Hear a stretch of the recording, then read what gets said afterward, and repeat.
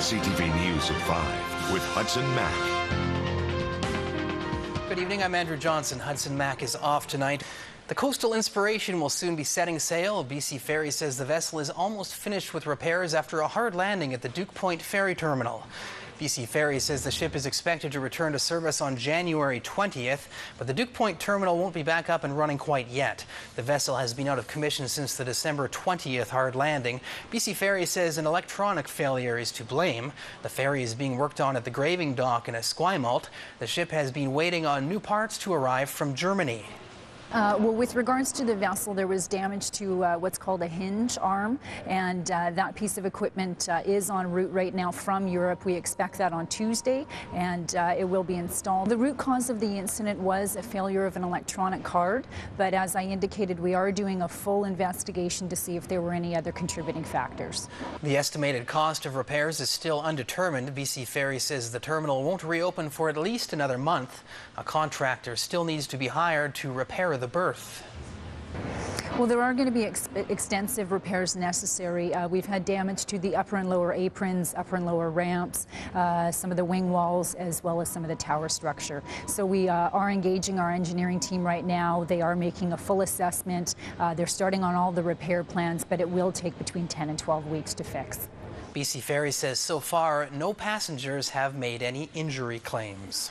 Victoria's Jewish community is coming together this weekend in a show of solidarity to denounce the acts of vandalism that struck the province's oldest Jewish burial ground. The community is going to hold a vigil for respect to protest hatred. Police are searching for suspects after someone sprayed Nazi symbols on 5 headstones at the 152-year-old Emmanuel Cemetery sometime over Christmas. The vigil is set for 1 p.m. at the cemetery.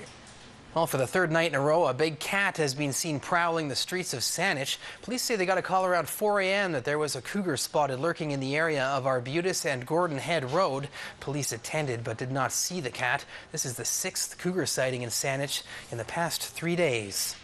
Saanich police have arrested a Grinch who stole a high-end mountain bike over Christmas, and it's all thanks to an online ad.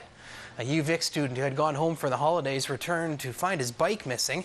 Police say it had been locked up. The owner began looking through websites and online ads when he stumbled across his bike on Craigslist.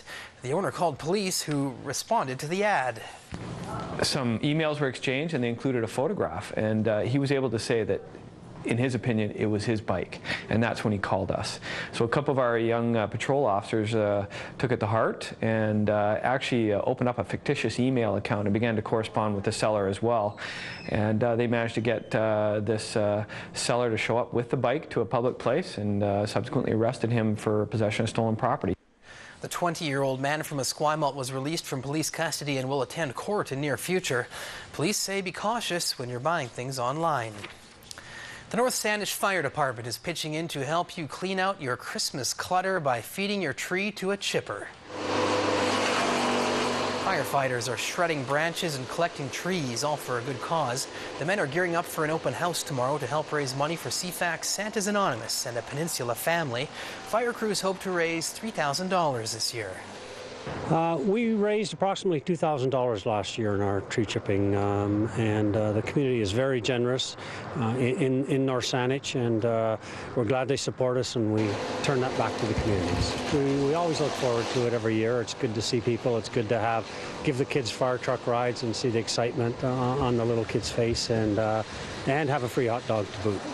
The event kicks off at 10 tomorrow morning at the North Saanich Fire Hall and wraps up at 2. The fire department has been chipping away at trees for more than 10 years. An Nanaimo business is giving the Loaves and Fishes Food Bank a big lift by donating a piece of heavy equipment. Pacific West Forklift Services has donated a forklift to the food bank for use in its new warehouse.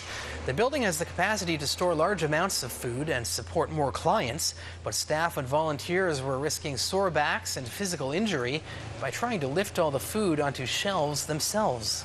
With the construction of our new warehouse, we had to go up rather than out because of city regulations. That required that we would need a forklift to access the higher ceiling, which is up at 15 feet. We were planning to raise $15,000 to purchase a forklift, and Jeff called me up and said, "I hear you're looking for a forklift. I've got one for you."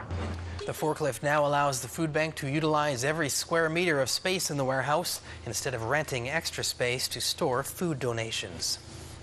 If you still have your Christmas tree and you're looking to get it shipped, you can bring it to Nanoose Place on Sunday between 10 and 3. The Nanoose Bay Lions will be chipping trees as a fundraiser.